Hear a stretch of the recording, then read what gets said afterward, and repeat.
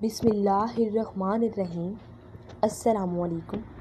یوسف بن حکم ثقفی قبیلہ ثقیف کے قابل عزت بزرگوں میں شمار ہوتا تھا، کیونکہ اس کے امیہ حکمران مروان بن حکم کے خاندان سے گہرے تعلقات تھے۔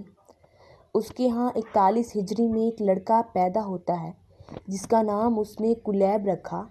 کلیب نے بچپن میں اپنے خاندانی کاموں میں اپنے بڑوں کے ساتھ دیا، یعنی طائف میں بکریاں چرانا، پتھر لانا اور کنویں کھودنا۔ اس نے ابتدائی تعلیم گھر میں ہی اپنے والد یوسف بن حکم ثقفی سے حاصل کی اور جلد ہی قرآن کو حفظ بھی کر لیا، لیکن کون جانتا تھا کہ کلیب نامی یہ لڑکا بڑا ہو کر تاریخ کا سب سے ظالم حکمران بننے والا ہے۔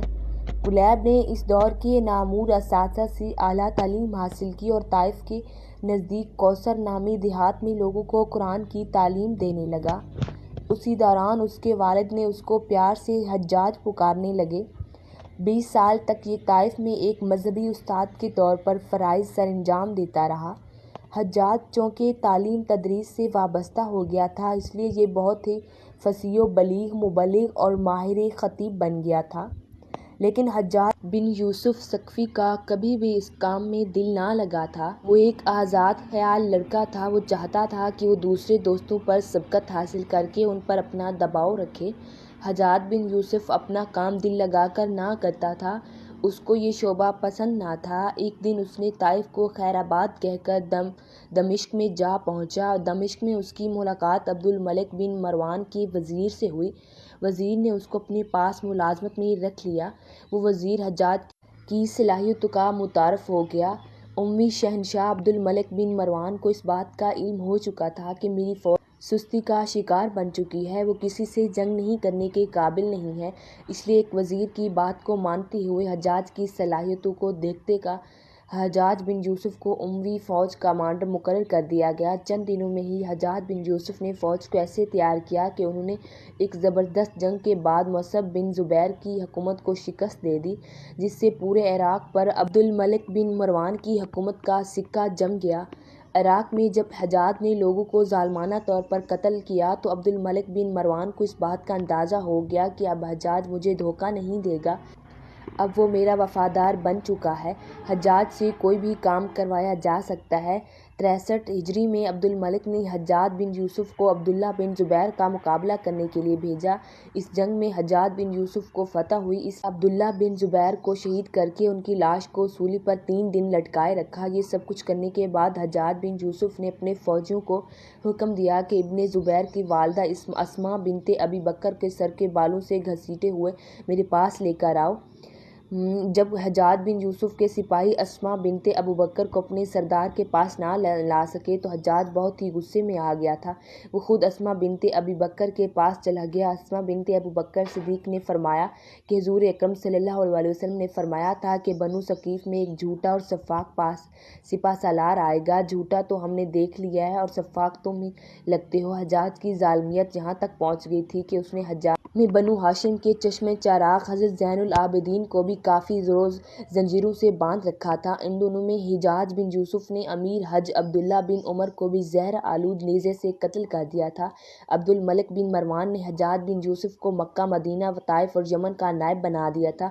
جب اس کے بھائی بشر کی موت ہوئی تو اس کو عراق بھیج دیا۔ عراق سے وہ کوفہ تک پہنچ گیا، جہاں حجاج بن یوسف 20 سال تک حکمرانی کرتا رہا۔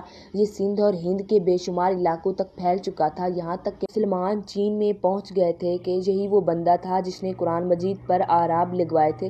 اللہ تعالیٰ نے اس کو بڑی فصاحت و بلاغت اور شجاعت سے نوازا تھا، لیکن حجاج بہت ہی ظالم شخص تھا جس نے اس کی ساری نیکیوں پر پردہ ڈال دیا تھا۔ ایک طرف اس کے ساتھی جن کے نام قتیبہ بن مسلم، موسیٰ بن نذیر اور محمد بن قاسم کفار سے جنگیں کرتے تھے، تو دوسری طرف حجاج بن یوسف اللہ تعالیٰ کے نیک کو شہید کروا رہا تھا۔ امام ابن کثیر نے البدایہ والنہایہ میں حشام بن حسان سے نقل کرتے ہیں کہ حجاج نے 12 لاکھ انسانوں کو شہید کیا تھا۔ حجاج کے جیل خانوں میں ہر روز 80 ہزار قیدی قید ہوتے تھے، جن میں عورت کی تعداد 30 ہزار تک پہنچ چکی تھی۔ حجاج اپنے مخالفین کو ننگا کر کے بنا چھت کے قید خانوں میں بند کر دیتا تھا۔ اسی جگہ ان کی عورتوں کو بھی قید کروا دیتا تھا۔ اہل بیت کو بھی اس نے بے شمار تکلیفیں دی اور قید خانے میں بھی بند کیا۔ حجاج کے دربار میں کوئی بھی ایسا دن نہ گزرتا تھا کہ جس دن کسی سید زادے کو سزا نہ دی جاتی۔ حجاج حضرت امام زین العابدین کو گھٹنوں کے بل اپنے دربار میں کھڑا ہونے پر مجبور کرتا تھا۔ حجاج ایسا ظالم بادشاہ گزرا ہے کہ وہ اکثر سادات پر کوڑے برسایا کرتا تھا۔